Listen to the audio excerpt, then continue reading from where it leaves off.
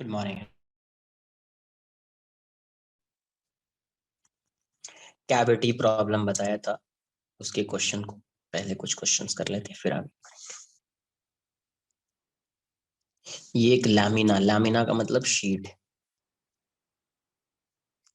या डिस्क बोल दीजिए, थिन डिस्क है ये। इसका सेंटर यहाँ पे, यहां से क्या किया, इतने पोर्शन को रिमूव कर दिया। इस पोर्शन को रिमूव कर दिया, इस पोर्शन को। इसका सेंटर यहाँ पे है। ये जो आपको दिख रहा है ये है कैविटी।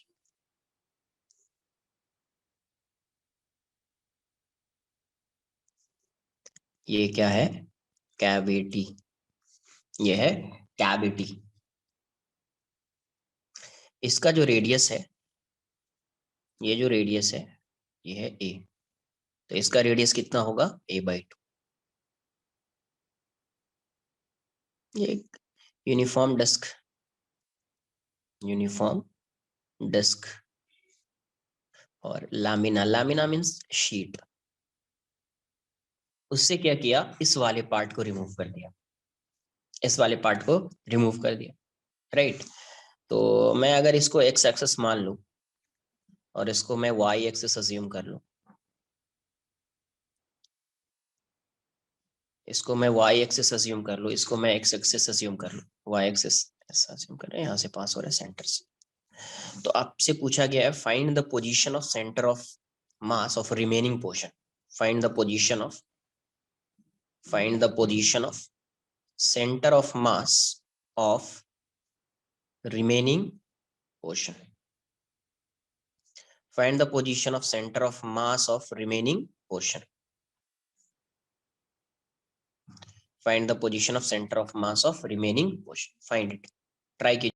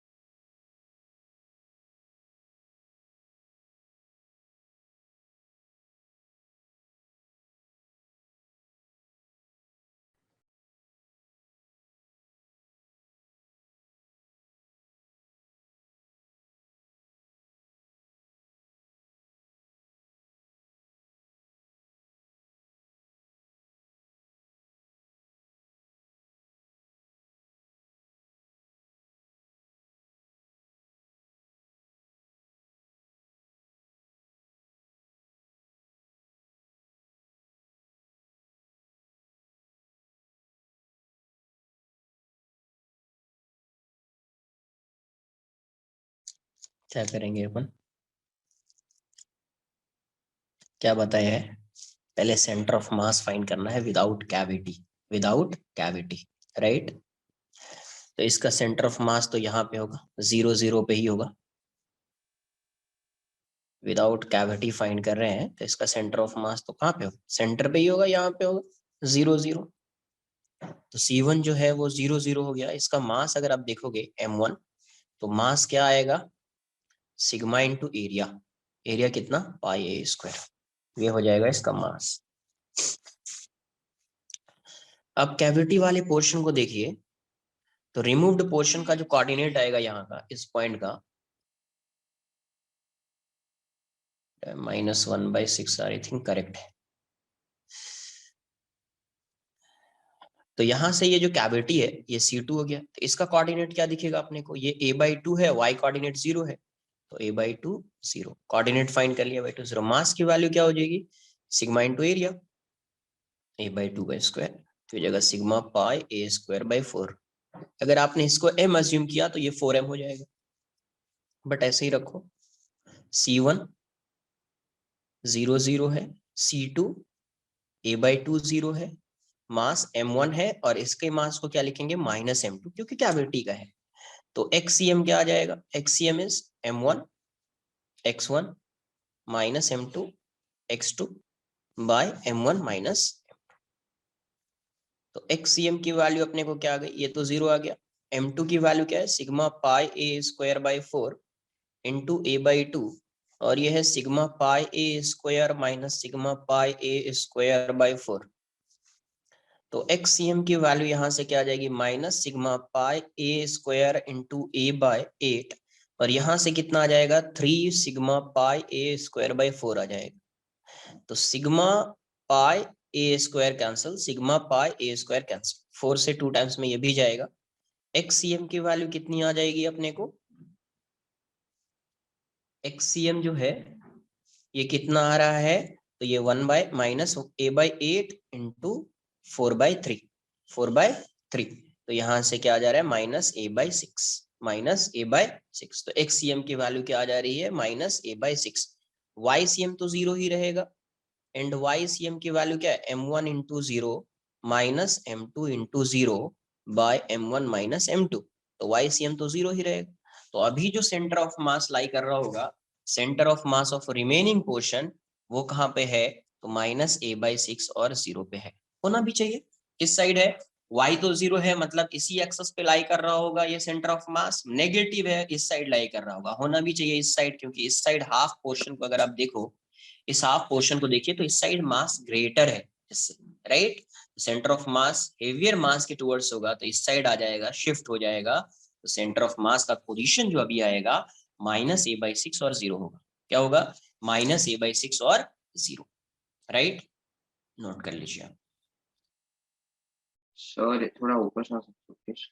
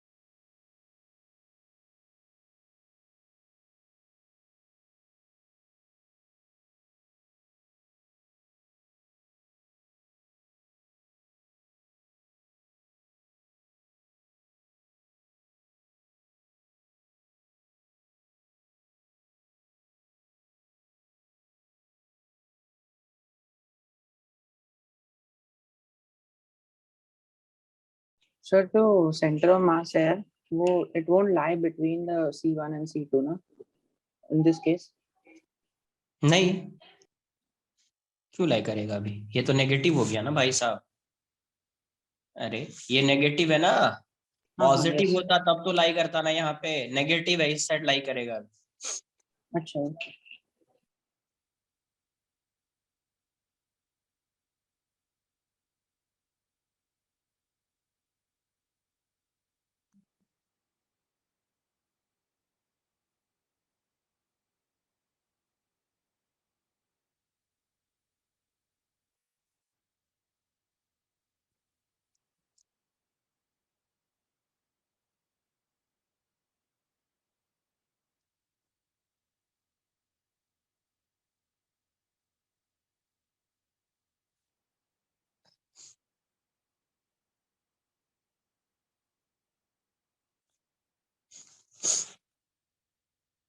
आंसर।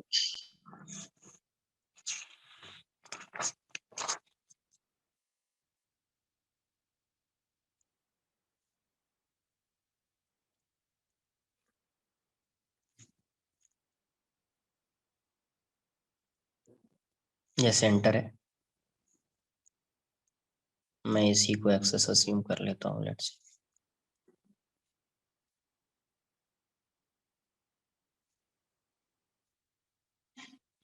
ये एक्स है, ये वाई है, ये एक डिस्क है, uniform disc, uniform disc, 3r radius.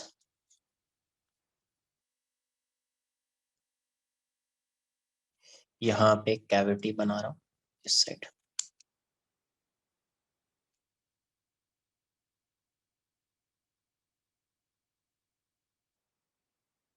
ये कैविटी है, इसका सेंटर यहाँ पे, और इस कैविटी का जो रेडियस है वो r है। कितना है? r, इसको टच कर रहा है। ये है कैविटी, ठीक है।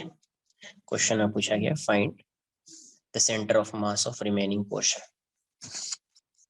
Find the centre of mass of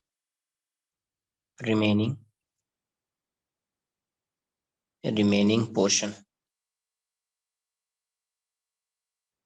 find the center of mass of remaining portion।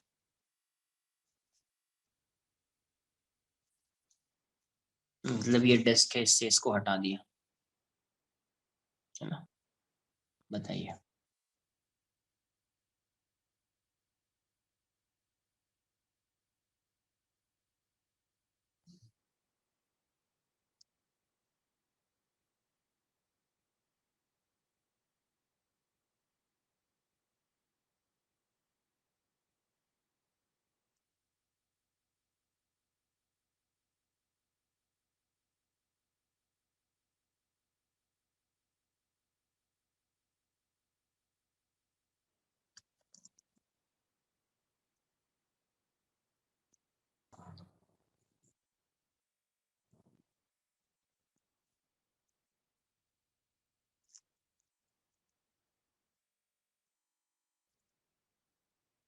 सबसे पहले इस पूरे बॉडी का सेंटर ऑफ मास फाइंड करेंगे।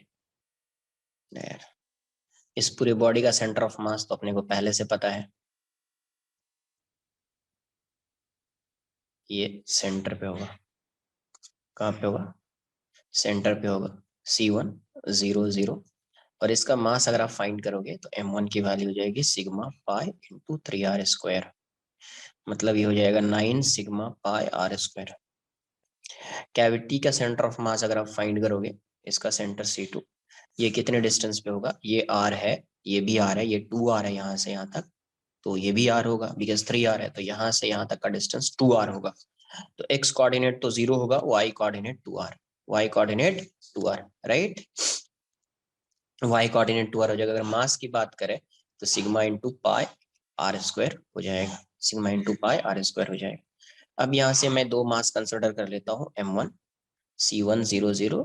ऐसे ये स्ट्रेट लाइन बना देते हैं, पता है कि ये यहाँ पे है, ये यहाँ पे, आप कैसे भी ड्रॉ कर दो चलेगा, ऐसे रफ है। ऐसा नहीं कि सर स्ट्रेट लाइन हॉरिजॉन्टल, मैं तो बनाता हूँ इतना, क्योंकि टेंशन लेने से ज्यादा बेहतर है पहले से ये ऐसा लिख दो, C1 0 0 C2 0 2r। इसका जो मास है वो M1 है और इसका जो मास है वो M2 है। इसका मास क्या है? M2 है। तो XCM की वैल्यू क्या आ जाएगी? M1 into 0 minus M2 into 0 by M1 minus M2, तो XCM 0 आएगा। YCM की अगर बात करें तो क्या आ जाएगा? M1 into 0 minus M2 into 2r upon M1 minus M2। तो ये वाली वैल्यू अपने को कितनी दिखेगी? Minus M2 is sigma pi r square into 2r upon 9 sigma pi r square minus sigma pi r square. तो यहाँ से आ रहा है 4 minus 4 sigma pi r square upon 8 sigma pi r square. तो ये वाली value minus r into R cube हो, ये तो ये minus r by 2, minus r by 2। इसका मतलब अभी जो सेंटर ऑफ मास होगा वो कहाँ पे होगा? 0 और माइनस r बाई 2 पे होगा। 0 और माइनस r बाई 2 मतलब इस साइड होगा कहीं पे। इस हाफ पोर्शन का मास ग्रेटर है इससे, सेंटर ऑफ मास इस साइड लाई कर रहा है कहीं यहाँ पे, ठीक है, नोट कर लीजिए। Sir, it will be minus r by 4, no? r/4 आ रहा है क्या? Yes sir. ये 4 नहीं है, 2 है, ये 2 है, राइट, ये 2 है, तो ये r/4 आ जाएगा, ये r/4 आ जाएगा, राइट, ये 2 होगा, 4 नहीं है, 2 है। सर वो ऊपर कैविटी में आपने रेड में क्या लिखा था, दिख नहीं रहा।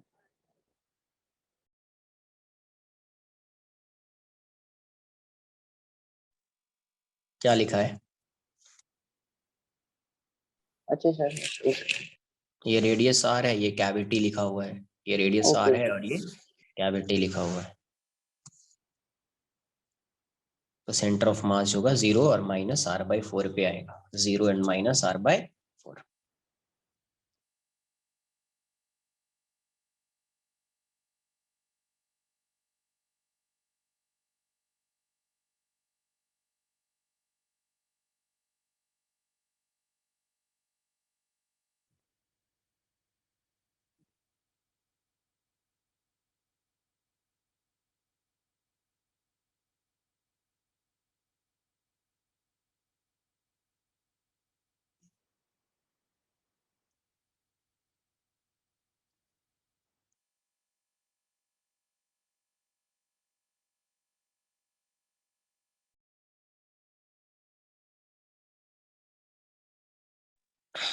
नेक्स्ट लिखेंगे velocity and acceleration of centre of मास।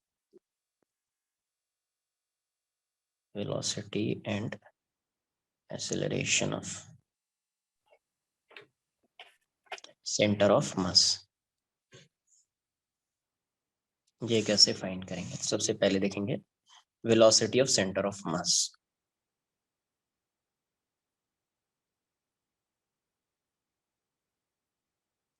तो वेलोसिटी फाइंड करने के लिए देखो, अपने को पता है RCM की जो वैल्यू होती है वो क्या होती है, m1 r1 plus m2 r2 plus mn rn upon m1 plus m2 plus mn, right.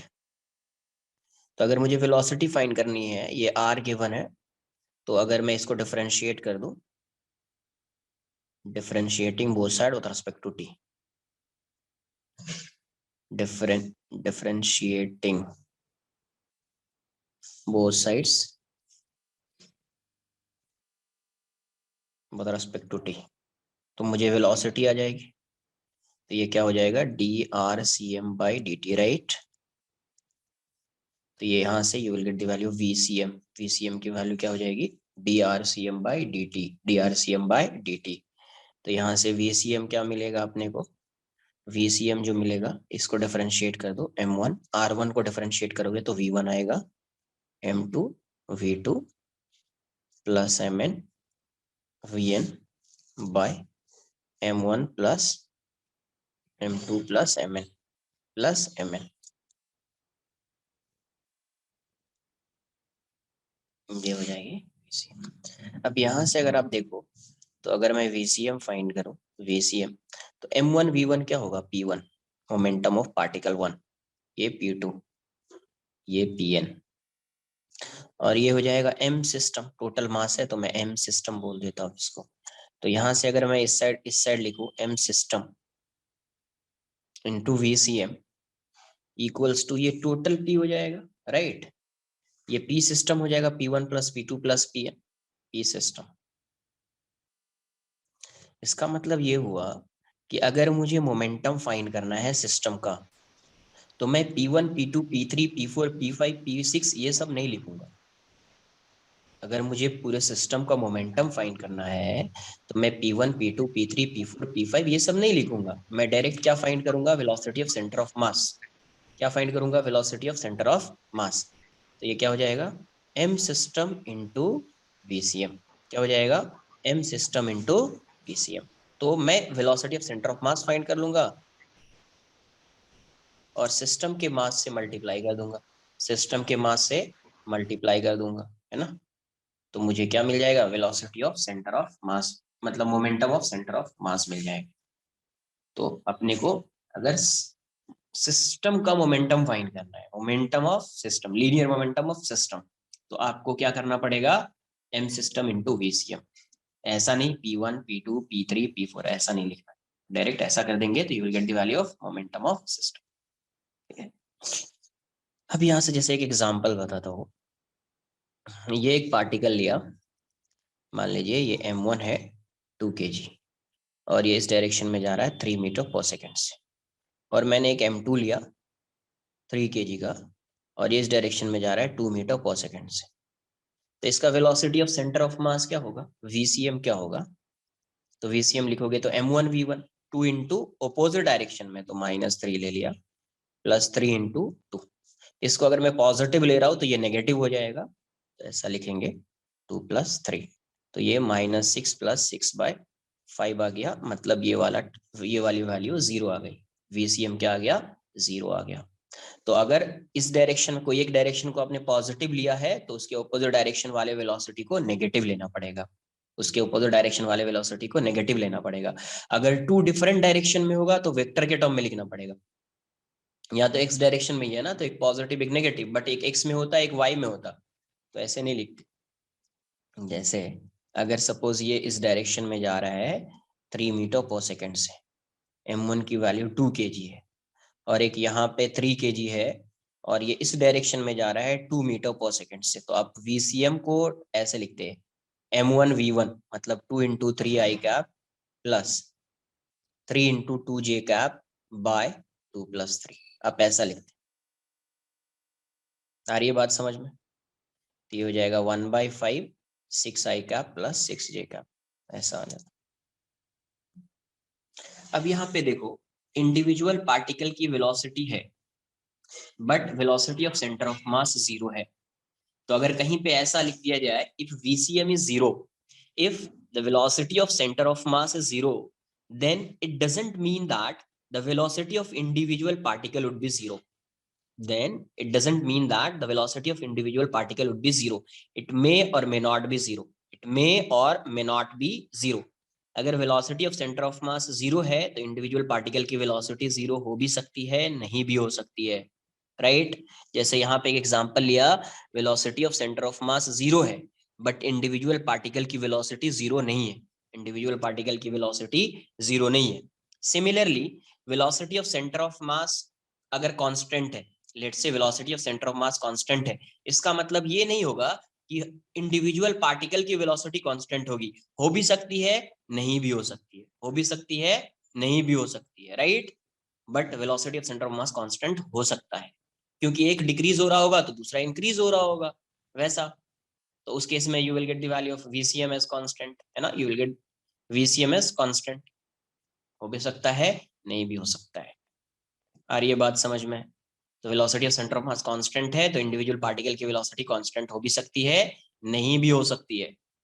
जैसे velocity of centre of mass 0 है तो इंडिविजुअल पार्टिकल की वेलोसिटी 0 हो भी सकती है, नहीं भी हो सकती है। जैसे इस एग्जांपल में इंडिविजुअल पार्टिकल की वेलोसिटी 0 नहीं है ना, फिर भी VCM की वैल्यू 0 आ रही है, फिर भी VCM की वैल्यू 0 आ रही है। इसको आप नोट कर लीजिए, फिर मैं उस पॉइंट को बता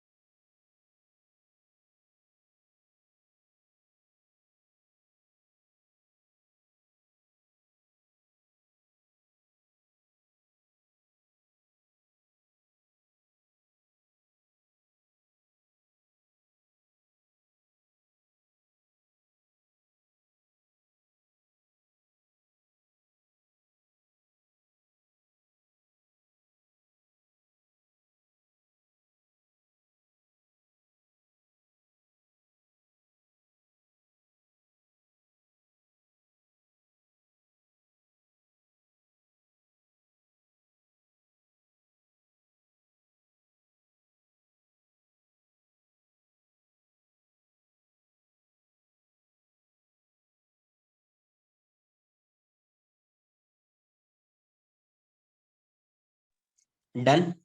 अरे कॉपी कर लिया भाई साहब।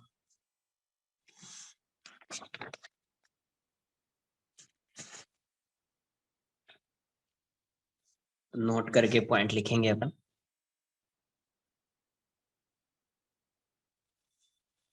If first point, if VCM is 0, then it doesn't mean, then it doesn't mean that the velocity of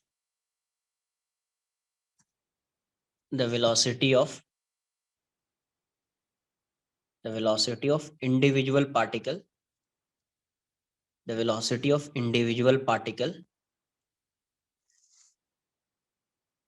is 0. It may or may not be 0. It may or may not be 0. Second, if VCM equals to constant, then the velocity of individual particle may or may not be constant. The velocity of individual particle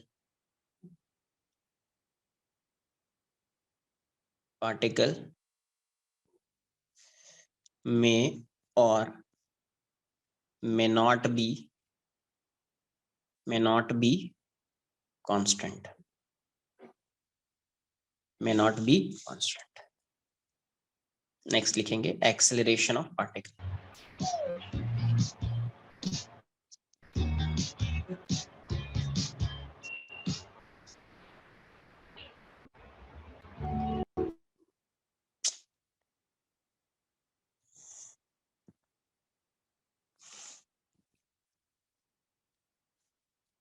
Acceleration of center of mass. Acceleration of center of mass. तो ACM की value क्या होगी? ACM equals to dVCM by dt. dVCM by dt. तो फिर से उसको differentiate करोगे तो M1 A1 आएगा, M2 A2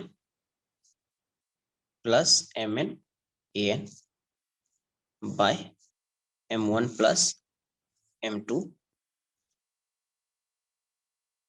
प्लस MN, ये आएगा। तो ये जाएगा एक्सेलरेशन ऑफ सेंटर ऑफ मास। देखिए यहाँ से अगर मैं इसको लिखूं ACM, तो यहाँ से ACM क्या हो जाएगा? ये M1 A1 क्या है? F1, ये F2, ये FN, और ये M सिस्टम हो जाएगा, M सिस्टम। तो यहाँ से क्या आ जाएगा? M सिस्टम इंटू ACM, ये P1 P2 F1 F2 plus FN, ये क्या आ जाएगा? F सिस्टम हो जाएगा।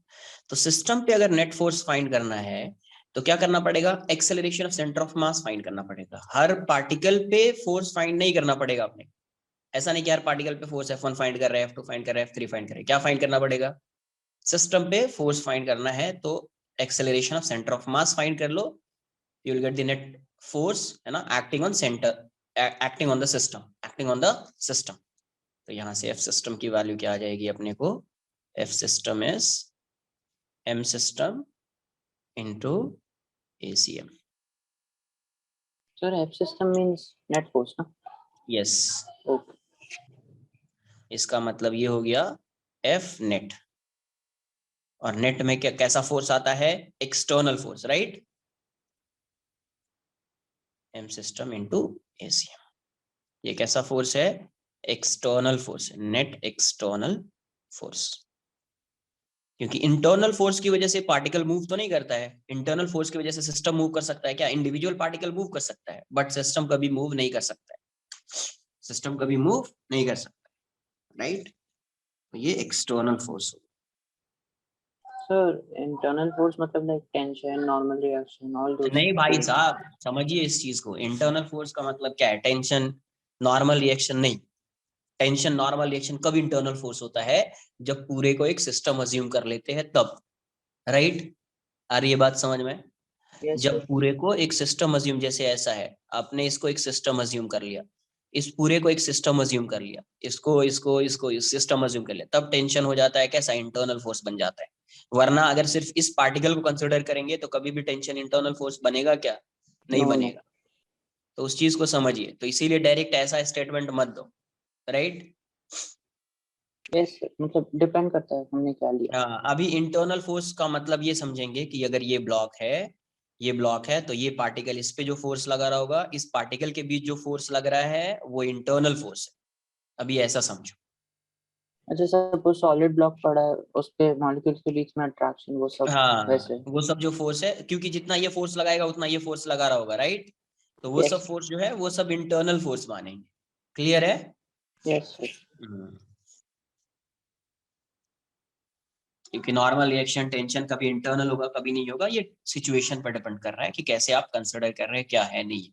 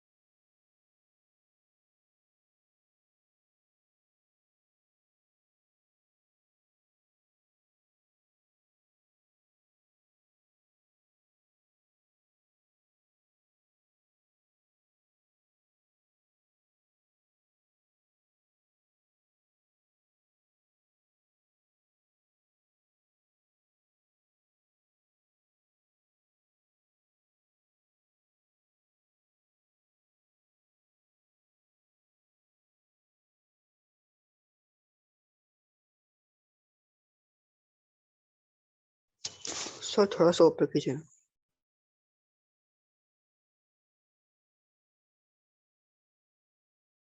सर वो सेकंड पॉइंट का एग्जांपल दे सकते हो प्लीज?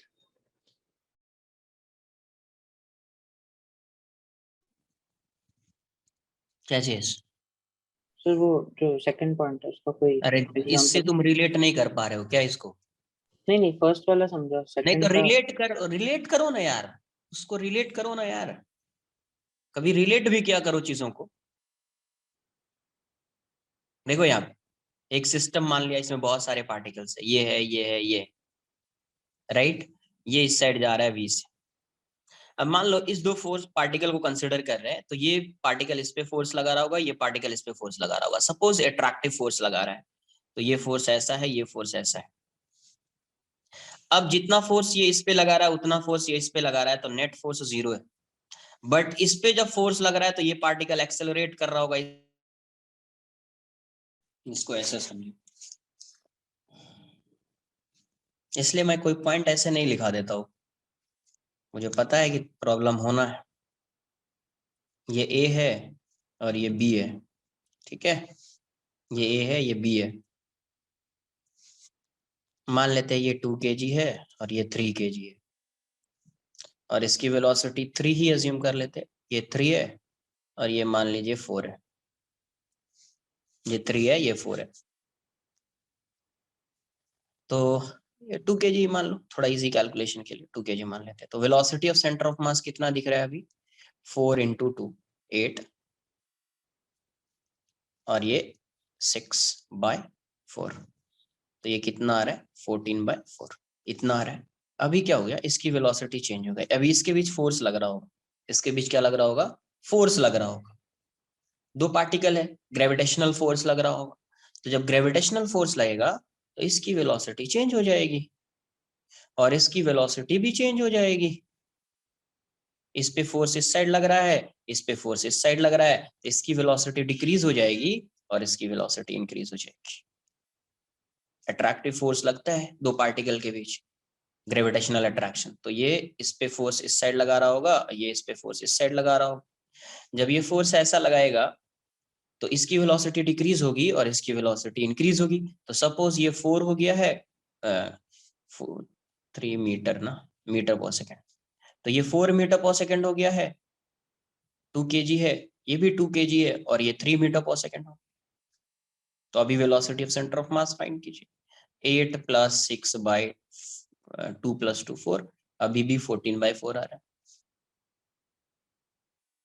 तो यहाँ पे भी 14/4 आया और यहाँ पे भी 14/4 आया, जबकि यहाँ पे दिख रहा है इंडिविजुअल पार्टिकल की वेलोसिटी, इसकी वेलोसिटी पहले 3 मीटर पर सेकेंड थी, अभी इसकी वेलोसिटी 4 मीटर पर सेकेंड हो गई। इसकी वेलोसिटी 4 मीटर पर सेकेंड थी, अभी इसकी वेलोसिटी 3 मीटर पर सेकेंड हो गई। मतलब इंडिविजुअल पार्टिकल की वेलोसिटी कांस्टेंट नहीं है, but velocity of centre of mass constant है। यस तो सर, कुछ चीज ये तभी होगा ना जब सपोज जो 2 kg वाला है उसकी वेलोसिटी बढ़ेगी एंड दूसरे वाले की वेलोसिटी ऑब्वियस कम है ना होगी। भाई साहब, ये तो ऑब्वियस चीज है ना, एक की इंक्रीज होगी तो दूसरी की डिक्रीज होगी, तभी होगा ना, वरना हो पाएगा? है ना? और हमेशा होगा, अगर v कांस्टेंट आ रहा है तो हमेशा होगा, होना ही है। Yes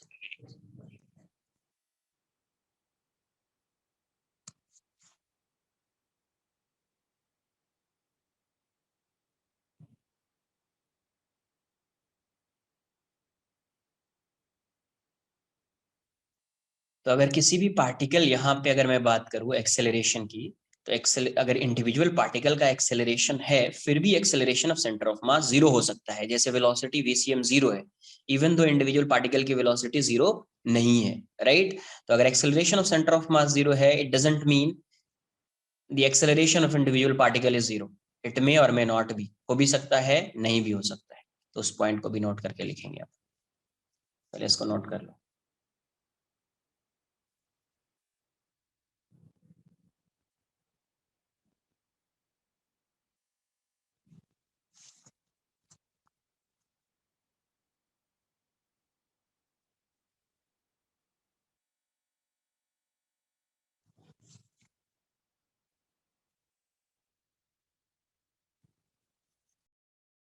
done.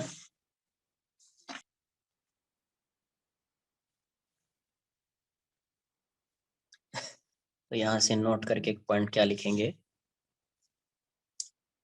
if ACM is 0, then it doesn't mean, if ACM is 0, acceleration of center of mass is 0, then the acceleration of individual particle may or may not be 0. And the acceleration of individual particle, then the acceleration of individual particle may or may not be 0, हो भी सकता है, नहीं भी हो सकता है, ठीक है। नेक्स्ट लिखेंगे motion of centre of mass, motion of centre of mass, motion of centre of मास। इसके मोशन को एनालाइज करते हैं, क्या है नहीं। देखो, first, initially centre of mass is at rest, initially center of mass is at rest, and the external forces absent, and the external forces and the external forces absent। क्या है? Initially centre of mass is at rest and the external forces absent। अगर ये ऐसा है तो समझते हैं कि क्या होगा। पहले पार्टिकल है तो VCM इनिशियली जो है, VCM जो इनिशियल है वो 0 है, एंड F एक्सटर्नल की वैल्यू 0 है। तो अब ये बताइए, कोई पार्टिकल है, ये पार्टिकल रेस्ट में है और इस पे फोर्स भी 0 फोर्स एक्ट कर रहा है, तो क्या ये पार्टिकल मूव कर सकता है क्या? No sir. इसका मतलब अभी भी इसका सेंटर ऑफ मास, अगर ये ऐसा है, इसका मतलब VCM कॉन्स्ट 0 ही रहेगा। Yes. It means the center velocity of center of mass remains at rest. The center of mass remains at rest. अगर velocity centre of mass rest में है तो क्या location of centre of mass change होगा क्या? No, sir. No, है ना? तो यहां से it means centre of mass remains at rest and location of centre of mass does not change. Location of centre of mass change नहीं होगा, will not change.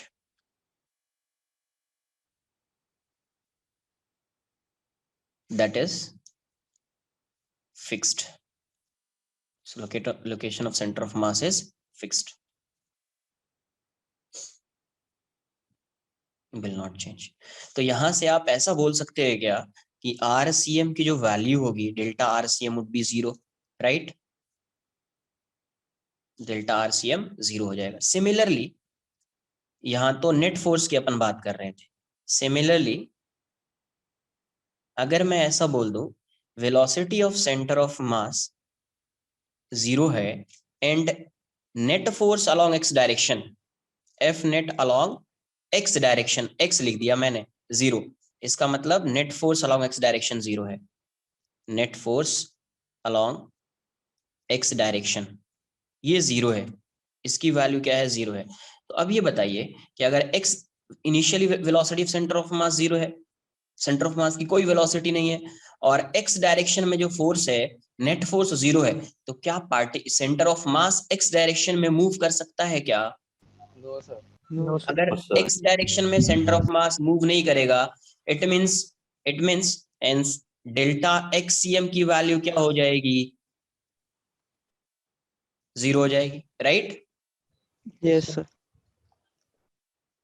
अगर यही अपन y के साथ देखें तो इंडिविजुअली भी आप कर सकते हैं. VCM 0 है and F net along y direction की वैल्यू 0 है, तो यहां से आप क्या बोल सकते हैं कि डेल्टा YCM जो होगा वो 0 होगा एंड VCM I0 है and net force along z direction 0 है, तो इसका मतलब ये हो जाएगा डेल्टा ZCM की वैल्यू जो होगी वो 0 होगी. मतलब इसका मतलब क्या हो गया? Change in x coordinate of centre of mass जो है वो 0 है, change in y coordinate of centre of mass जो है वो 0 है, change in z coordinate of centre of mass जो है वो 0 है, राइट? Yes, sir. नोट कर लीजिए.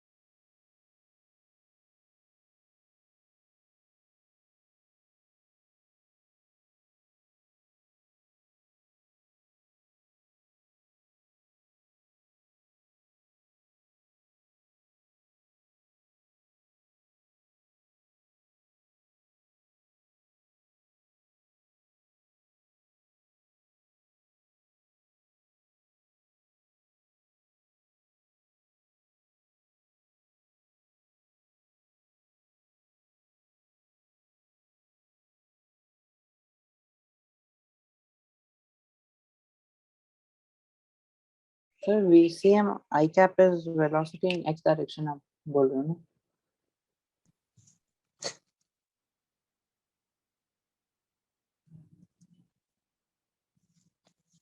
अच्छा. Initial velocity of center of mass.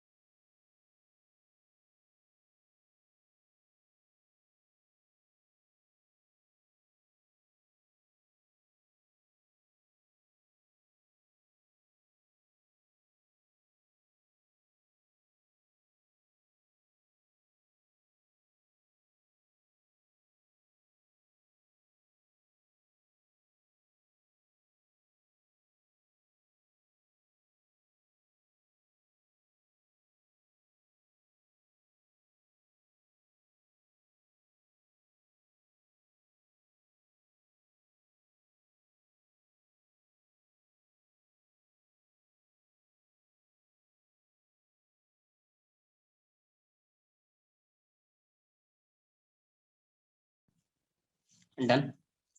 Second point.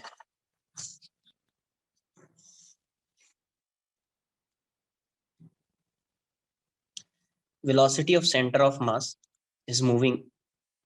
Center of mass is moving with some velocity. Center of mass is moving with some velocity, and the external force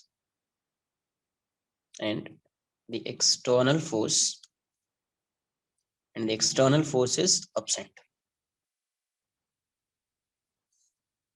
Center of mass is moving with some velocity and external force is absent. तो क्या होगा?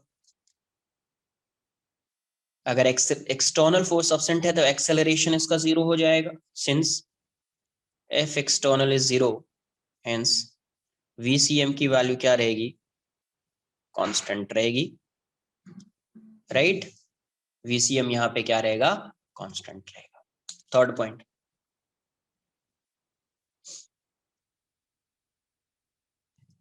External force अगर 0 है, in the absence of external force, acceleration of center of mass would be 0, right? External force ACM is 0. ACM is 0 irrespective of individual particle का acceleration हो सकता है, but फिर भी ACM की value 0 होगी, irrespective of the individual acceleration of particle. Individual acceleration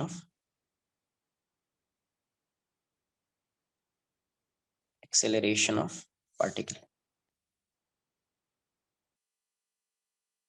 Fourth point, motion of center of mass of a system. Motion of center of mass of a system or object is not affected by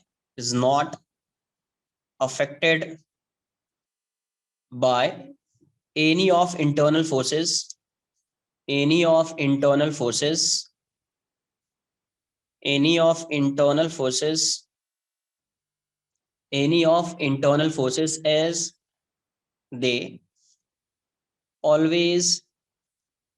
as they always make action reaction pairs.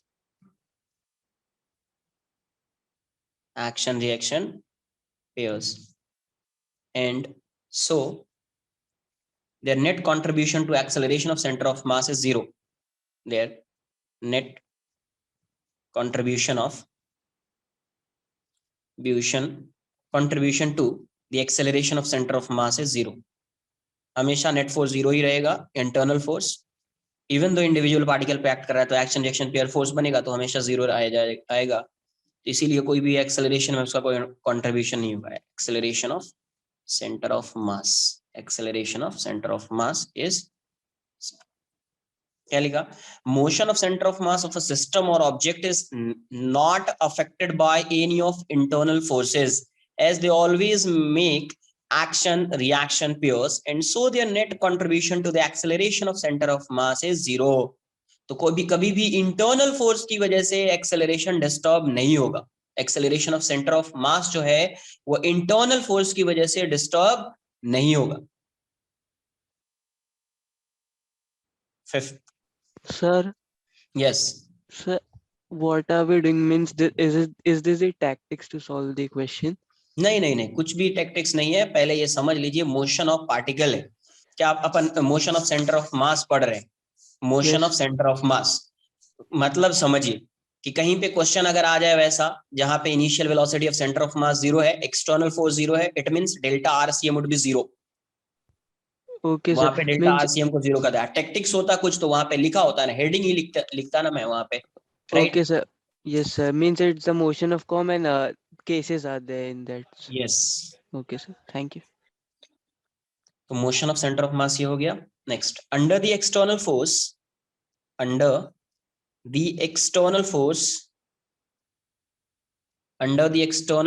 लिख लो. Forces the centre of mass moves just as all the mass were concentrated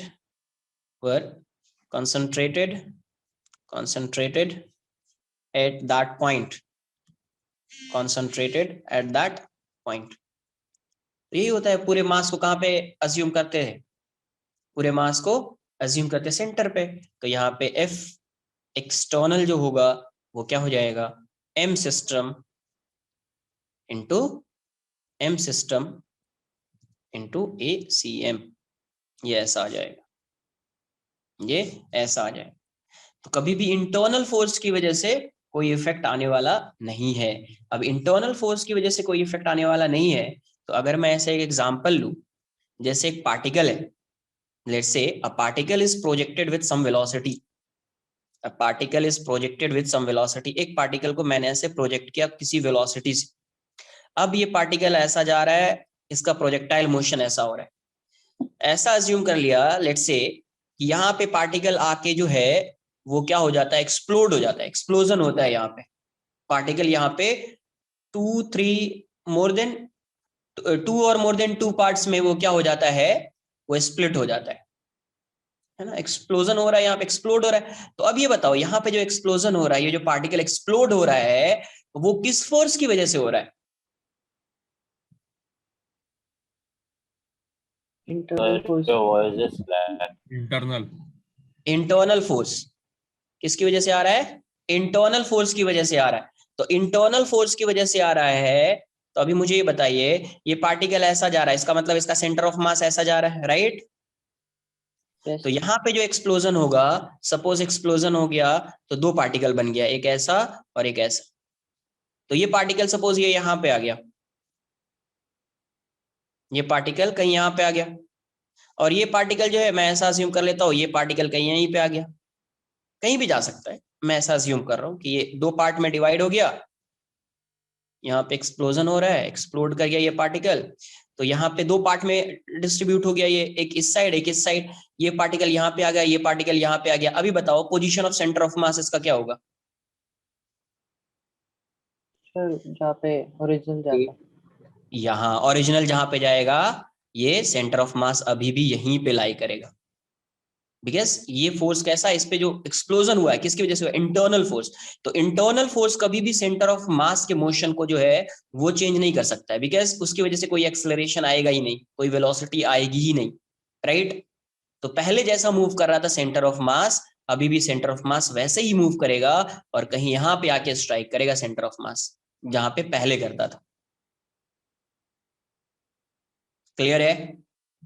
sir अगर second वाला जो नीचे वाला particle draw किया है, वो आगे के साइड जाता, फिर देखो इससे आगे कभी नहीं जा सकता है दोनों पार्टिकल,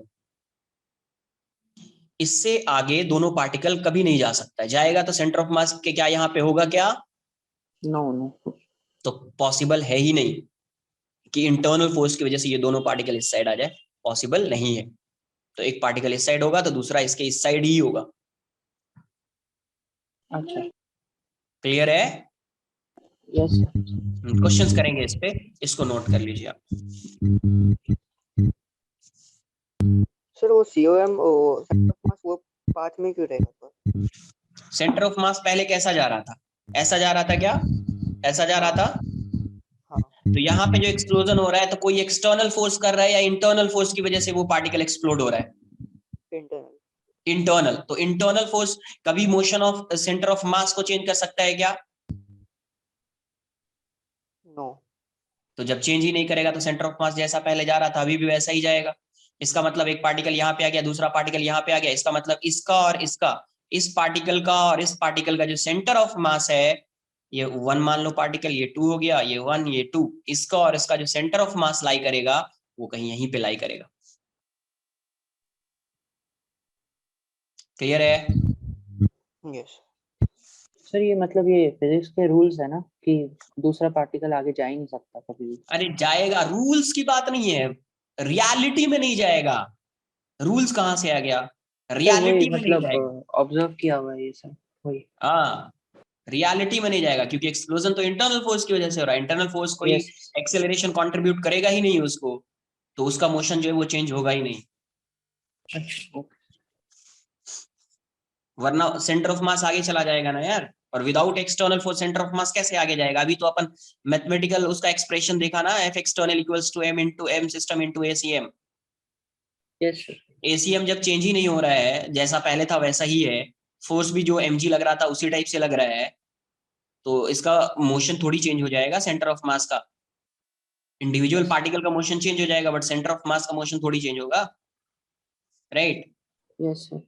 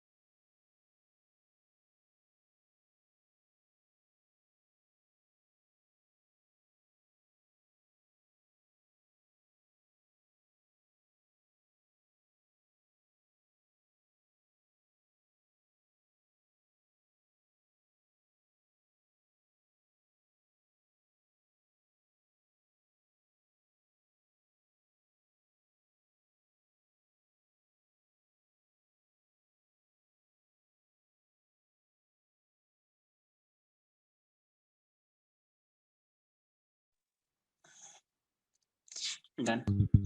सर सर इस पॉइंट का मतलब वही बना कि उन्होंने एक्सटर्नल फोर्स दिया तो वो आगे जाके गिरेगा उसके प्रोजेक्ट का मोशन से। Right right. अगर कोई एक्सटर्नल फोर्स प्रोवाइड करेंगे तब ये पार्टिकल इस साइड आ सकता है, तब कोई एक्सटर्नल फोर्स प्रोवाइड करेंगे तभी, है ना?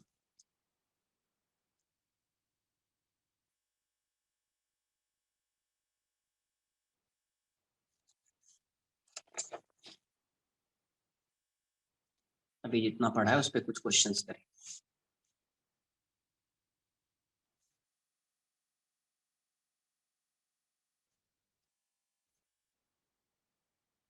ये एक पार्टिकल है, लेट्स से 2 kg.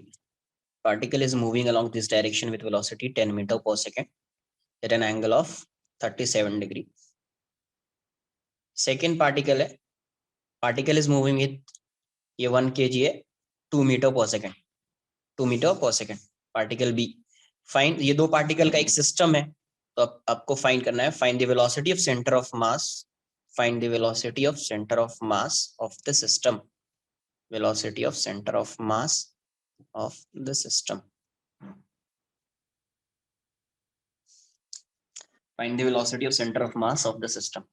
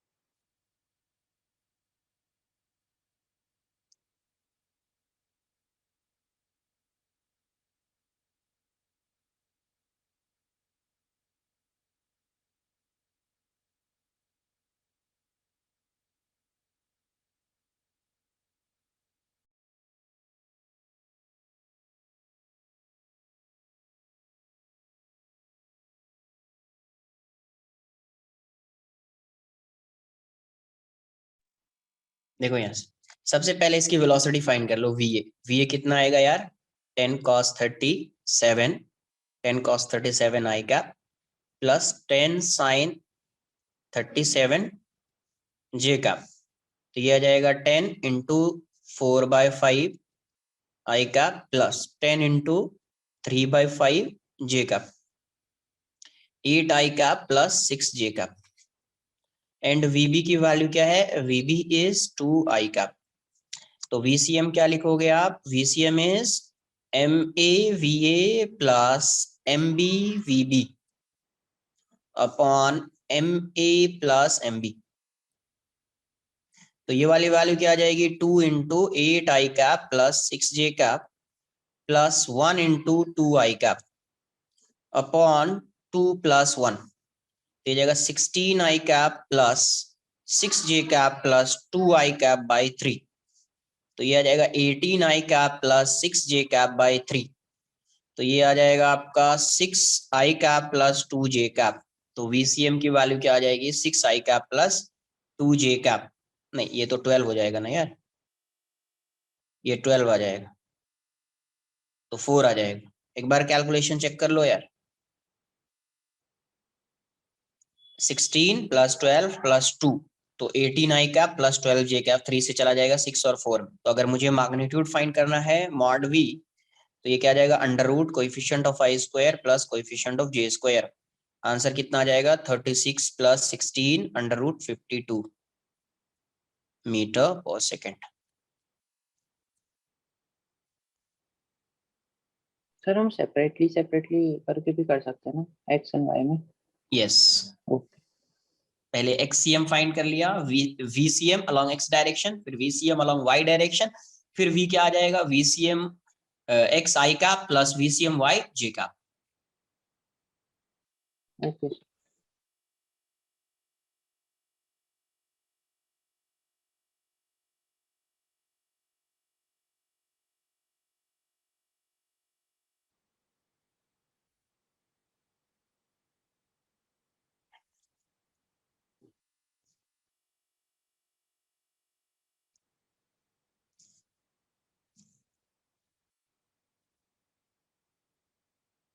यस सर, ये एक ब्लॉक है, ब्लॉक ए, और ये एक ब्लॉक है, ब्लॉक बी, 2 kg है, ये 1 kg है। क्वेश्चन में पूछा कि आपसे find the acceleration of centre of mass, find the acceleration of centre of mass, find the acceleration of centre of mass, find it. कोई फ्रिक्शन कुछ भी नहीं है सर पुली और स्ट्रिंग को मासलेस कंसिडर करना है ना हर टाइम। कुछ नहीं गिवन है, क्या कंसिडर करेंगे, जब कुछ गिवन नहीं होता है तो क्या कंसिडर करते हैं, मासलेस। अगर उसका मास होता तो given, right. Yes sir, okay.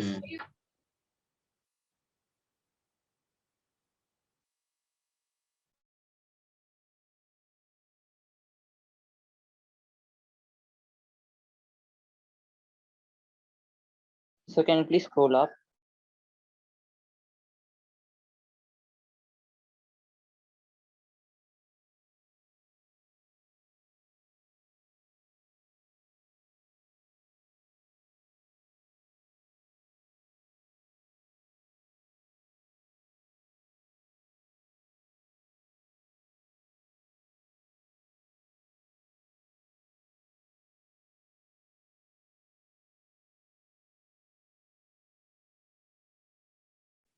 Sir, down part, please.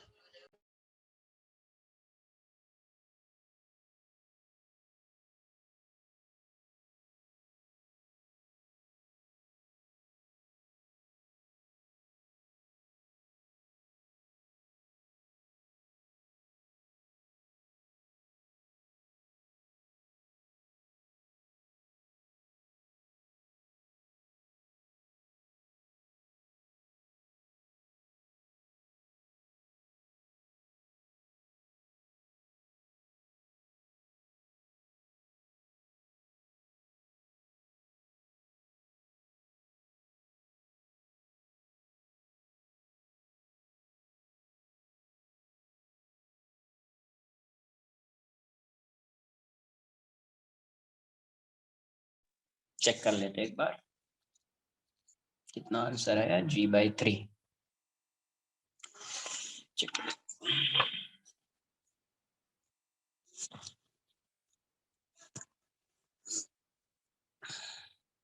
देखो यहाँ से सबसे पहले तो मैं एक्सेलरेशन फाइंड कर लेता हूँ। इस बॉडी का एक्सेलरेशन क्या होगा, ब्लॉक का एक्सेलरेशन क्या होगा, राइट।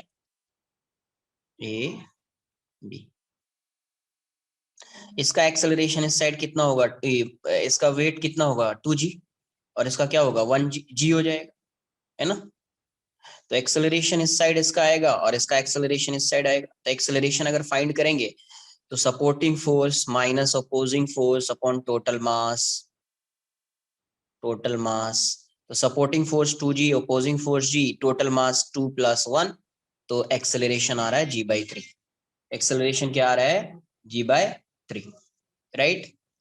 एक्सेलरेशन की वैल्यू क्या आ रही है G/3।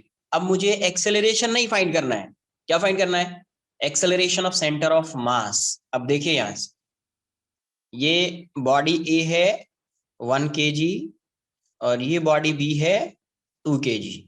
इसका एक्सेलरेशन इस साइड है और इसका एक्सेलरेशन इस साइड है।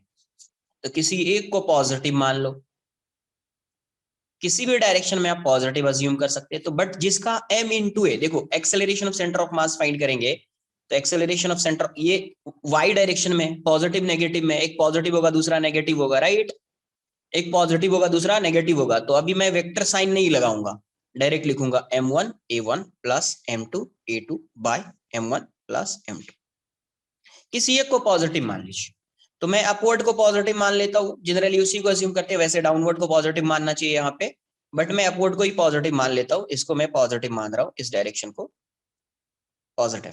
तो ये m1 क्या हो जाएगा 1 इंटू ए, ये क्या हो जाएगा +2 इंटू माइनस ए अपॉन 1 + 2, ये हो जाएगा a - 2a/3, it will be -a/3, right. तो ACM की वैल्यू क्या हो जाएगी, hence ACM is a/3 downwards, negative sign क्या बता रहा है डाउनवर्ड्स, a/3 डाउनवर्ड्स। a की वैल्यू क्या है G/3, आंसर क्या आ जाएगा G/3 इंटू 3, देयरफॉर G/9। और ये क्या किस डायरेक्शन में आएगा G/9 डाउनवर्ड्स, ये 9 है, G/G मत लिख लेना, डाउनवर्ड्स,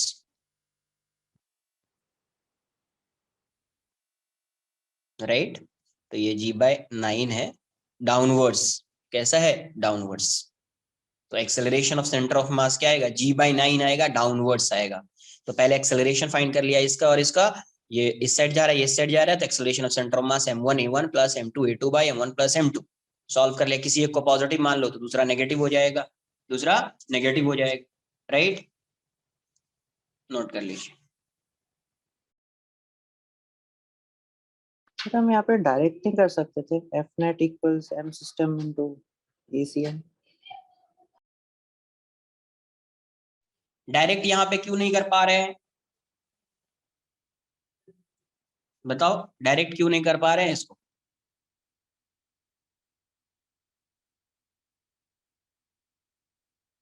एक्सेलरेशन का डायरेक्शन देख लो पहले, क्या लिखते थे? अगर डायरेक्ट करते तो क्या लिखते, तुम बताओ ना, क्या करते हैं इसमें? एक पॉजिटिव लेंगे एक नेगेटिव। किसका पॉजिटिव लेंगे, किसका ब्लॉक नेगेटिव लेंगे? ब्लॉक का ब्लॉक का क्या पॉजिटिव लेंगे? एक्सेलरेशन है। तो फिर तुम एक्सेलरेशन ही फाइंड कर रहे हो ना, तुम डायरेक्ट कहाँ फाइंड कर रहे हो?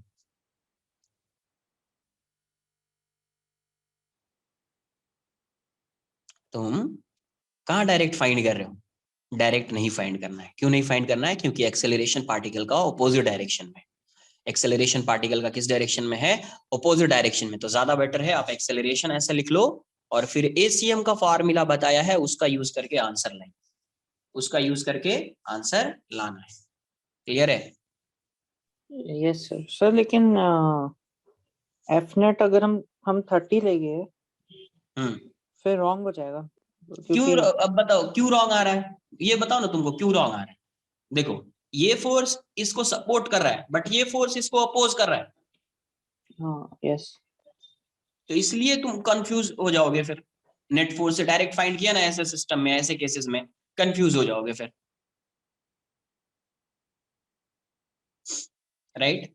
इसलिए क्या करना है, पहले इंडिविजुअल पार्टिकल का फाइंड कर लो फिर सॉल्व करो ना, बताया है ना मेथड कैसे सॉल्व करना है, उसको यूज करो ना यार। ओके।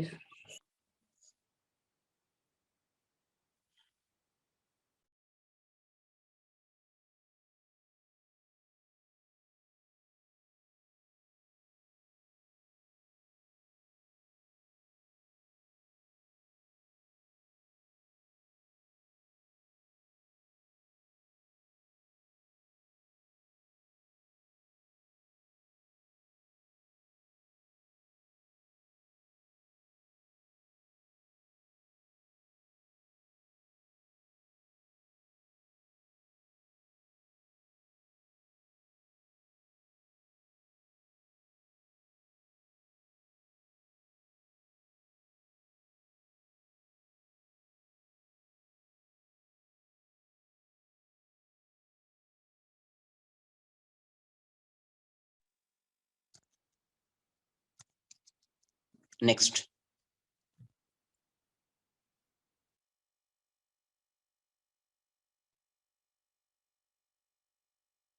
ये 90 डिग्री है, ये आपका 30 डिग्री है और ये 60 डिग्री है।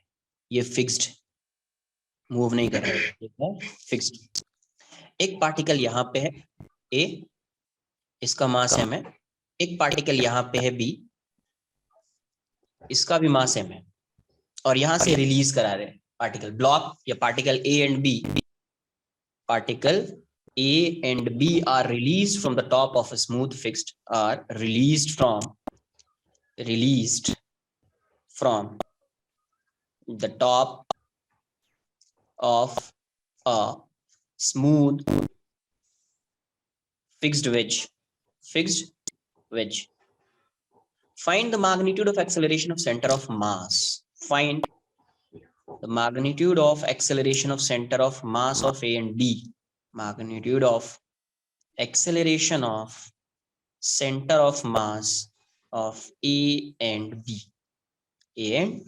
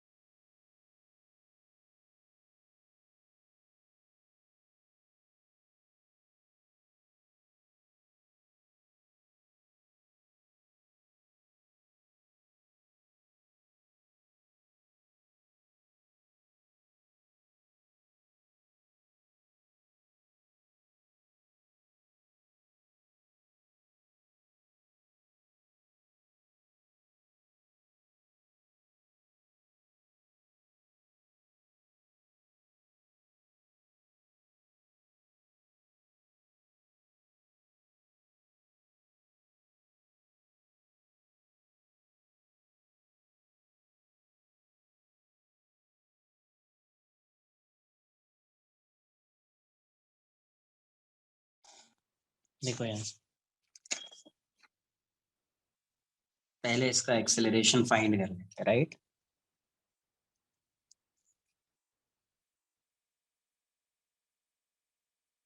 ये 30 डिग्री है, ये 60 डिग्री है। तो यहाँ से जब रिलीज करेंगे, जब ये पार्टिकल इस साइड आ रहा होगा, तो इस साइड फोर्स कितना लग रहा होगा उस पे, mg sin 30, राइट। फ्रिक्शन तो है ही नहीं ना यार, एक्सेलरेशन ऑफ इस साइड जब पार्टिकल जा रहा होगा तो इस साइड का एक्सेलरेशन क्या होगा, mg sin, फोर्स होगा mg sin 60, acceleration A B. तो अब इसका एक्सेलरेशन ए का एक्सेलरेशन क्या आ रहा है, this upon mg sin 30 upon m, g sin 30 आ रहा है, मतलब g/2 है। एक्सेलरेशन ऑफ बी क्या आ रहा है, mg sin 60 अपॉन m आ रहा है। तो ये आ रहा है g √3/2, तो √3g/2 हो जाएगा ये, राइट। तो अभी देखो एक्सेलरेशन कैसा है इसका, एक इस डायरेक्शन में एक्सेलरेशन है, एक इस डायरेक्शन में एक्सेलरेशन है। 90 डिग्री है ये क्या है 90 डिग्री, ये है ए और ये है ए बी। तो आप किसी को x अज्यूम कर लो, किसी को y अज्यूम कर लो, क्योंकि 90 डिग्री पे है तो ज्यादा बेटर है किसी को x अज्यूम कर लीजिए। रिजॉल्व मत कीजिए, रिजॉल्व करेंगे टाइम जाएगा, मतलब थोड़ा कैलकुलेशन बढ़ जाएगा। क्यों 90 डिग्री पे है, तो 90 डिग्री पे तो रिजॉल्व मत करो। अगर ये 60 पे होता, 30 पे होता, किसी एंगल पे होता एक्सेप्ट 90, तो रिजॉल्व कर सकते थे, बट इसको रिजॉल्व मत करना। इसी को मैं x अज्यूम कर लेता हूँ, इसको आप x अज्यूम कर लो और इसको y अज्यूम कर लो। ये x अज्यूम कर लिया और इसको y अज्यूम कर लिया, क्योंकि ये 90 डिग्री है, ये 90 डिग्री है। तो अगर मैं लिखूंगा acceleration of centre of mass ACM, मैं क्या लिखूंगा, m1 a1 a plus m2 ab by m1 plus m2 by m1 plus m2। m1 की वैल्यू क्या है, m है एक्सेलरेशन ऑफ a, इस डायरेक्शन में एक्सेलरेशन है y axis g/2 j cap, plus m A B की value क्या है, √3g/2, इसको x अज्यूम किया है, तो √3g/2 I cap upon m plus m। तो यहां से क्या आ रहा है आपका, यहां से देख लो, m कॉमन ले लीजिए, m कॉमन आ गया है, तो यहां से ये m कॉमन आ गया, तो ये g/2 j cap plus √3g/2 I cap हो जाएगा, और ये वाला 2m है, तो ये जाएगा, तो ये आ जाएगा g/4 j cap plus √3g/4 I cap. तो अगर मुझे क्वेश्चन में फाइंड करना था मैग्नीट्यूड ऑफ एक्सेलरेशन, तो मॉड ACM की वैल्यू क्या आ जाएगी, under root coefficient of I square plus coefficient of J square plus this square. तो यहां से ये वाली वैल्यू कितनी आ जाएगी, 9g²/16 प्लस g²/16। तो कितना आ जाएगा, ये हो जाएगा 10g²/16। तो यहां से g/4 √10 g/4 रूट, कहीं पे नहीं सॉरी, रूट है ना तो 3 आ जाएगा, रूट है तो 3 आ जाएगा, तो ये 4 बन जाएगा। तब तो सिंपल हो गया ये 4 हो जाएगा, है ना, ये रूट है तो 3 आ जाएगा 4, तो ये जाएगा 2g/4, 2g/4, मतलब आंसर हो जाएगा g/2। आंसर क्या आ जाएगा, g/2। जी को अगर 10 लिया तो 5 मीटर पर सेकंड स्क्वायर आंसर आ जाएगा, 5 मीटर पर सेकंड स्क्वायर आंसर आ जाएगा। क्लियर होना चाहिए कि कैसे एक्सेलरेशन फाइंड कर रहे हैं, कैसे वेलोसिटी फाइंड कर रहे हैं, नोट कर लो यार।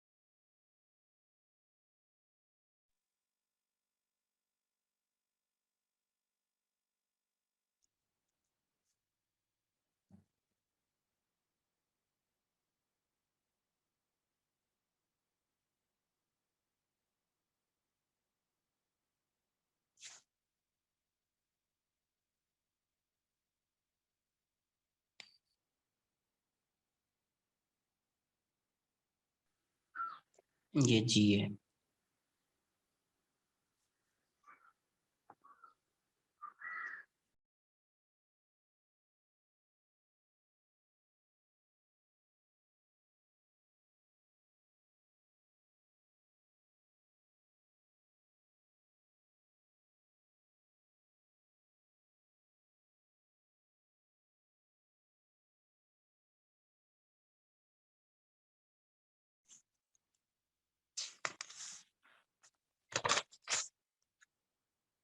एक पार्टिकल ये है, एक पार्टिकल ये है, initial separation between them is T. ये 2m है और ये 3m है। they start moving they start moving towards each other due to mutual attractive force towards each other due to mutual attractive force, मतलब gravitational force लग रहा होगा, mutual attractive force मतलब ये इसको अट्रैक्ट कर रहा होगा और ये इसको अट्रैक्ट कर रहा होगा। क्वेश्चन में क्या फाइंड करना है? Find the acceleration of centre of mass. Find the acceleration of centre of mass. Second, find the velocity of center of mass when separation between particles when the separation between particles becomes d/3. Third, at what distance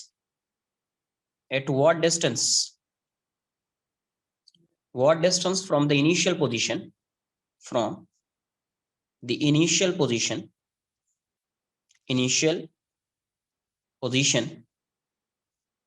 of mass 2m the particles collide.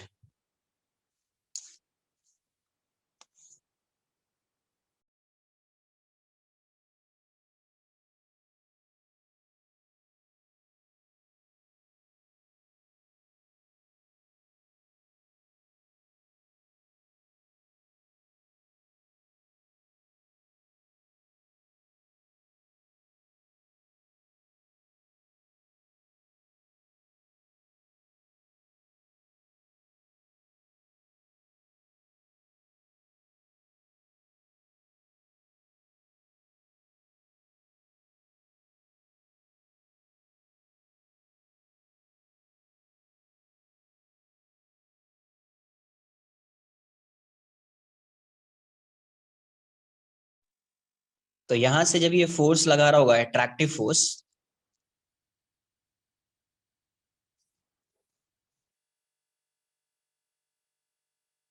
जब एक दूसरे पे ये force लगा रहा होगा ऐसा attractive force, तो सिस्टम पे नेट फोर्स तो 0 ही रहेगा ना यार। सिस्टम पे नेट फोर्स क्या है? एफ नेट क्या है? 0। एफ नेट 0 है तो M system into ACM. ACM अभी भी क्या आएगा? 0 ही आएगा। एसीएम क्या आएगा? मास तो 0 है नहीं, इसका मतलब एसीएम की वैल्यू क्या हो जाएगी? Acceleration of centre of mass 0 होगा। सर इक्वल फोर्सेस लगाएंगे दोनों। तो इक्वल नहीं लगाएगा तो क्या लगाएगा?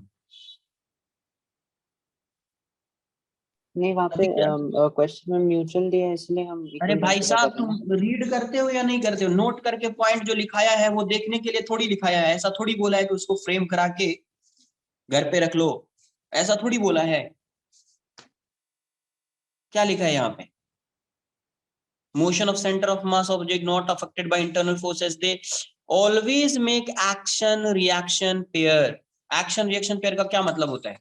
Equal and opposite force. तो फिर इसलिए तो इक्वल एंड अपोजिट है। जब भी कहीं पे म्यूचुअल अट्रैक्टिव फोर्स लिखा है तो आपको अज्यूम कर लेना है, अगर नहीं पता है तो एक्शन रिएक्शन फोर्स होगा ही। एक्शन रिएक्शन फोर्स होगा ही वो, क्लियर है? Yes sir. तो acceleration of centre of mass 0। Second thing, initial velocity of centre of mass क्या है? v initial centre of mass 0 है एंड f एक्सटर्नल की वैल्यू 0 है। इसका मतलब ये हो गया कि velocity of centre of mass जो होगा इसका, किसी भी इंस्टेंट पे आप फाइंड करो हमेशा 0 आएगा, क्योंकि एक्सेलरेशन है ही नहीं, एक्सटर्नल फोर्स एक्ट ही नहीं कर रहा। जबकि इंडिविजुअल पार्टिकल की वेलोसिटी होगी, इसकी भी वेलोसिटी होगी, इसकी भी वेलोसिटी होगी, but velocity of centre of mass क्या आएगा? 0 आएगा, कभी भी 0 आएगा, किसी भी पॉइंट पे 0 आएगा, क्योंकि इनिशियल वेलोसिटी क्या है इसकी? 0 है। तो क्योंकि एक्सेलरेशन ही नहीं हुआ ना उसका एट ऑल। सेंटर ऑफ मास का एक्सेलरेशन नहीं है, बट इंडिविजुअल पार्टिकल का एक्सेलरेशन होगा या नहीं होगा? यस सर, वो तो होगा। हाँ, तो ये तो नोट करके, मतलब वो सब मोशन ऑफ पार्टिकल में ये सब बताया। थर्ड पॉइंट देखो, at what distance from the initial position of mass to m the particle will collide. अब ये बताओ, VCM 0 है, since VCM initial is 0 and external force is 0, it means delta RCM would be 0. मतलब position of center of mass will not change, मतलब position of center of mass is fixed, होगा या नहीं होगा? होगा। सेंटर ऑफ मास का position fixed है, इसका मतलब कभी भी पार्टिकल कहीं पे भी मूव कर रहा है, ऐसा ये मूव कर रहा है, ऐसा ये मूव कर रहा है, जब ये कोलाइड होगा, अभी ऐसा मूव कर रहा है, सेंटर ऑफ मास यहाँ पे, फिर यहाँ पे आ जाएगा, फिर भी सेंटर ऑफ मास इसका यहीं पे होगा, सेंटर ऑफ मास का पोजीशन चेंज नहीं हो रहा है। तो अगर ये कोलाइड करेगा तो कहां पे आगे कोलाइड करेगा यार? ये कोलाइड करेगा तो कहां पे आकर कोलाइड करेगा? सेंटर ऑफ मास पे सर। सेंटर ऑफ मास पे। कहां पे आएगा? सेंटर ऑफ मास पे। तो इस डिस्टेंस को मैं बोल देता हूं R1 और इस डिस्टेंस को बोल देता हूं मैं R2। तो मुझे कहां से फाइंड करना था डिस्टेंस? 2m से। 2m पहले यहाँ पे था, अभी सेंटर ऑफ मास पे आ चुका है, ये भी सेंटर ऑफ मास पे आ चुका है, साइमल्टेनियसली सेंटर ऑफ मास पे आएगा, वरना सेंटर ऑफ मास का पोजीशन चेंज हो जाएगा। अगर एक ही साथ नहीं आया ना यहाँ पे, तो सेंटर ऑफ मास का पोजीशन चेंज हो जाएगा, जो पॉसिबल है ही नहीं। तो कहाँ पे आगे कोलाइड करेगा? सेंटर ऑफ मास पे कोलाइड करेगा। तो सेंटर ऑफ मास पे कोलाइड करेगा यहाँ पे, इसका मतलब यहाँ से फाइंड करना है डिस्टेंस, मतलब R1 फाइंड करना है। R1 फाइंड करना है तो क्या लिखते? R1 कैसे लिखते? जब पार्टिकल यहाँ पे था और ये यहाँ पे था, तो कैसे फाइंड करते R1? R1 फाइंड करने के लिए इसका मास लिखते 3m upon m1 plus m2 into total distance r। तो ये हो जाएगा 3m upon 5m, total distance कितना है d, तो कैंसल आउट हो गया, कितना आ जाएगा आंसर? 3d/5। 3d/5 कहां से? यहां से। 2m कितना डिस्टेंस ट्रैवल किया होगा? तो 3d/5 डिस्टेंस। और ये कितना ट्रैवल करेगा फिर? d/5। कितना ट्रैवल करेगा वो? d/5। आ रही है बात समझ में? तो पार्टिकल कहां पे कोलाइड कर रहा है? तो particles will meet at centre of mass, particle will meet at there COM। Clear है? किसी को कोई डाउट है इसमें? आज के लिए इतना ही रहेगा, नेक्स्ट लेक्चर में यहाँ से आगे कंटिन्यू करेंगे। तो ये समझा नहीं कि सेंटर मास पे क्यों कोलाइड कर रहा है? क्यों करेगा खुद से बताओ ना, क्यों करेगा सेंटर ऑफ मास पे कोलाइड? सेंटर ऑफ मास का पोजीशन चेंज हो रहा है क्या? नहीं। इसका मतलब initial position of centre of mass equals to final position of centre of mass होगा। Yes yes. अगर सेंटर ऑफ, जब ये कोलाइड कर रहा है, अगर सपोज यहाँ पे आके कोलाइड कर लेता, ये पार्टिकल यहाँ पे था, ये पार्टिकल यहाँ पे है, सपोज इसका सेंटर ऑफ मास यहाँ पे है, यहाँ पे कोलाइड कर लेता, तो क्या अभी इसका सेंटर ऑफ मास कहाँ पे होता? हाँ, उन दोनों के बीच में यहाँ पे होता ना यार। Yes yes. तो पोजीशन चेंज हो गया ना फिर। यस। इसलिए सेंटर ऑफ मास, ये मतलब इन दोनों का जो कोलिजन होगा कहाँ पे होगा? Centre of mass. क्लियर है? अभी नोट कर लीजिए। Sir velocity centre of mass initial वो 0 कैसे मिला? क्वेश्चन में दिया नहीं ना, मतलब क्या लिखा है एक बार रीड किया जाए इस स्टेटमेंट को, इसका क्या मतलब होता है? ये स्टार्ट मूविंग कुछ स्टार्ट मूविंग का मतलब पहले कुछ क्या रहा होगा? इनिशियल पे 0 रहा होगा। Okay sir, thank you. तो उनके सेंटर में ही हमेशा CM को रखना है, दैट वे जहाँ पे था वहीं पे रहेगा। सेंटर ऑफ मास का पोजीशन चेंज नहीं होगा, इसलिए हाँ तो वो सब पॉइंट आया है मोशन ऑफ सेंटर ऑफ मास में, जो ये point 1 second 3rd 4th 5th वो पॉइंट नोट मतलब करके क्यों बताया मैंने, नहीं इसलिए नहीं, बताया ना कि जब क्वेश्चन को सॉल्व करेंगे तो वो सब चीज क्लिक होनी चाहिए। यस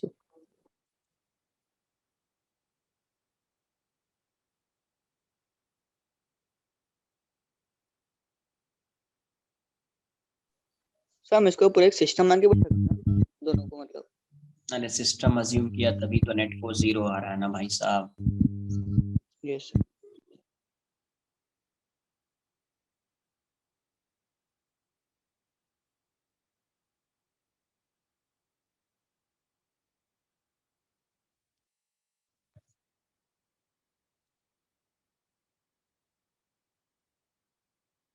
सर, जो ग्रेविटी अट्रैक्शन होता है बिटवीन टू ऑब्जेक्ट्स वो भी एक्शन रिएक्शन पेयर ही होता है ना यस यस। सर? तो अर्थ और सपोज अर्थ और मेरा सेंटर ऑफ मास का देखेंगे तो उसमें भी एक्शन रिएक्शन भी होगा। किस पे? अर्थ और मेरा सेंटर ऑफ यस। मास। अरे तुम जितना फोर्स लगा रहे हो ये तो पहले भी बताया है, सेंटर ऑफ मास तो छोड़ दो, पहले सेंटर ऑफ मास की कहाँ बात कर रहे हो एक्शन रिएक्शन पेयर में, ऐसे ही तुम एक्शन रिएक्शन पेयर की अगर बात कर रहे हो तो तुम जितना फोर्स लगा रहे हो ना अर्थ पे, अर्थ भी तुम पे उतना ही फोर्स लगा रहा है। Yes sir. तो gravitational force is action reaction pair, even electrostatic force. Electrostatic force भी होता है एक्शन रिएक्शन पेयर। अच्छा सर, वो और आप एक पॉइंट लगाए थे ना, VCM is 0 then it does not mean that velocity of individual particles is 0। तो अगर सपोज मेरे पास दो पार्टिकल्स है, आपने एग्जांपल दिया था ना 3 मीटर पर सेकंड और 2 मीटर पर सेकंड, तो उसमें 0 आ गया था। और अगर अगर दो, फिर अब मुझे सेंटर ऑफ मास को 0 रखना है, उसका वेलोसिटी, तो दोनों पार्टिकल्स का अब 0 होना चाहिए ना, एक का तो 0 करके मैं नहीं कांस्टेंट रख पाऊंगा centre of yes mass. Yes. अच्छा, तो इंडिविजुअल पार्टिकल्स मतलब बोथ पार्टिकल्स ओवर हियर, उन दोनों का 0 होना पड़ेगा। इंडिविजुअल पार्टिकल जितना भी है, जितने भी इंडिविजुअल पार्टिकल्स हैं, देखो क्या बताया गया कि velocity of centre of mass 0 है, इसका मतलब ये नहीं कि जितने भी इंडिविजुअल पार्टिकल्स हैं उसकी वेलोसिटी 0 है, हो भी सकती है नहीं भी हो सकती। बट सेम डायरेक्शन वाले पार्टिकल्स, उन दोनों का सेम सेम रहना पड़ेगा, इधर वेलोसिटी होगी या नहीं होगी, वैसे बोलो। तो centre of velocity of centre of mass 0 है, इसका क्या मतलब है? इसका मतलब जो सिस्टम है, जो हाँ, सेंटर ऑफ मास है वो रेस्ट में है, मतलब तो यस यही है ना यार। यस यस बट इसका मतलब ये नहीं होगा कि जैसे सिस्टम जो कंसिडर कर रहे हैं, जैसे दो पार्टिकल है तो दो पार्टिकल का एक सिस्टम बन गया, तो वो पार्टिकल जो है वो पार्टिकल मूव कर रहा है नहीं कर रहा है, ये उस पर डिपेंड नहीं कर रहा है, मूव कर भी सकता है नहीं भी कर सकता। अगर दोनों पार्टिकल की वेलोसिटी 0 हो जाएगी तो velocity of centre of mass 0 हो जाएगा। दोनों पार्टिकल वैसे डायरेक्शन में, अपोजिट डायरेक्शन में मूव कर रहे हैं और वैसे मूव कर रहे हैं कि velocity of centre of mass 0 हो जाए, तो उस केस में भी 0 हो सकता है। जैसे एक एग्जांपल लिया था, दो पार्टिकल मूव कर रहा है डिफरेंट डायरेक्शन में, फिर भी velocity of centre of mass 0 है। यस सर, मैं बोल रहा हूँ both have to be in same state of motion ना, ईदर मूविंग और at rest, both the particles. Obvious ऐसे है यार, इसी पॉइंट क्या लिखा है, पॉइंट को तुम रीड करो ना फिर समझ में आएगा। if VCM is 0 it does not mean the velocity of individual particles is 0, it may it or में may not आगे ये भी लिखा हुआ है, it may or आगे क्या may लिखा है, not be 0। हो भी सकता है नहीं भी हो सकता है। तो अगर velocity of centre of mass 0 है, एक पार्टिकल की वेलोसिटी 0 है, तो दूसरे की 0 होनी तो कंपलसरी है ना यार, यस सर। तो दूसरे की 0 हो जाएगी, और एक मूव कर रहा है तो दूसरा भी तो मूव दूसरा करना भी पड़ेगा। ऑपोजिट डायरेक्शन में मूव करना चाहिए तभी 0 आएगा। हाँ, ऐसा नहीं हो सकता एक 0 है दूसरा मूव कर रहा है, वो तब तो हिल जाएगा सेंटर मास। चलो ठीक है, बाय बाय, टेक केयर।